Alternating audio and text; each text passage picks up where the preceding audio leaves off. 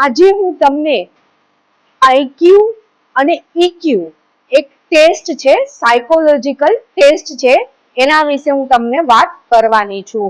હમણાં school opening થશે તો હવે તો કેવું છે, સ્કૂલમાં અમુક સ્ટુડન્ટ હોય જો વીક હોય તો સ્કૂલમાંથી જ કે છે કે આનો આઈક્યુ ટેસ્ટ ને ઈક્યુ ટેસ્ટ કરાવીને આવો. જો એવરેજ હશે, નોર્મલ હશે તો જ અમે પાછું એને એડમિશન આપશો. એટલે તો કે આઈક્યુ ટેસ્ટ એટલે શું અને ઈક્યુ ટેસ્ટ એટલે શું? તો કે આઈક્યુ એટલે ઇન્ટેલિજન્ટ કોન્સન્ટ એટલે આઈક્યુ ટેસ્ટ, અને ઈક્યુ એટલે ઇમોશન કોન્સન્ટ. એ બે ફેર છે. અને આ એક સાયકોલોજીકલ ટેસ્ટ છે. ઓમ જોઈએ તો માણસની અંદર, દરેક માણસની અંદર આઈક્યુ અને ઈક્યુ લેવલ હોય છે. ઘણાનું આઈક્યુ લેવલ અપ હોય છે તો ઈક્યુ લેવલ એવરેજ હોય છે. અને ઘણા લોકો આઈક્યુ ઇન્ટેલિજન્ટ નથી હોતા પણ ઈક્યુ એનું સ્ટ્રોંગ હોય છે, તો એ જિંદગી જીવવામાં સફળ થઈ શકે છે. આપણે જોયું હશે કે આપણા જે વડીલો છે એ એટલું એની પાસે એજ્યુકેશન, નોલેજ કે લેવલ, ઇન્ટેલિજન્ટ લેવલ નહોતું, છતાં પણ આપણા જે વડીલો છે એ ઘણા સક્સેસ એના ઈક્યુ લેવલ, ઇમોશન કોન્સન્ટ થી એ લોકો જિંદગીમાં સફળ થયેલા જોવા મળે છે.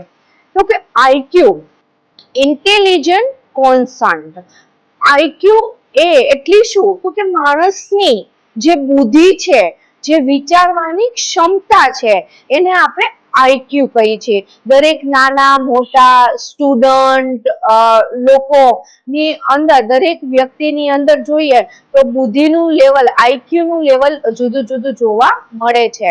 અને તેની વિચારવાની, સમજવાની શક્તિ દરેકની અંદર અલગ હોય છે. આઈક્યુ છે એ એક કેવું છે, લોજિકલ થિંકિંગ છે.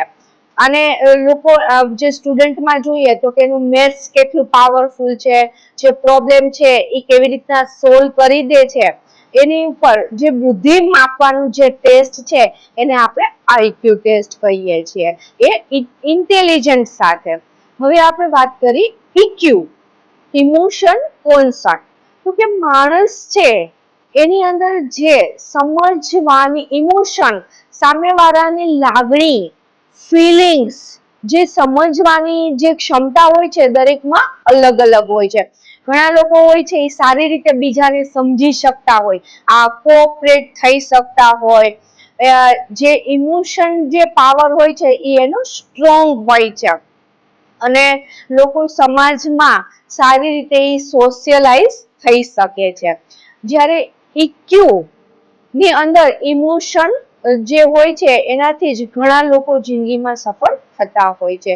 એટલે કે એક લાગણી, ફિલિંગ્સ, પ્રેમ જે ઈ માણસની અંદર બહુ મહત્વનો ભાગ ભજવે છે.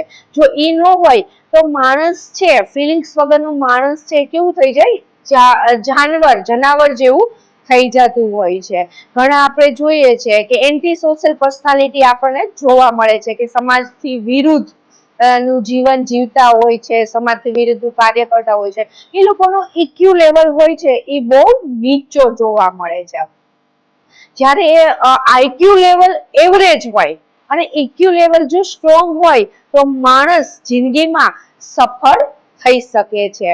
અને આવી જ રીતના દરેક માણસની અંદર બે લેવલ હોય છે, આઈક્યુ લેવલ હોય છે અને ઈક્યુ લેવલ હોય છે.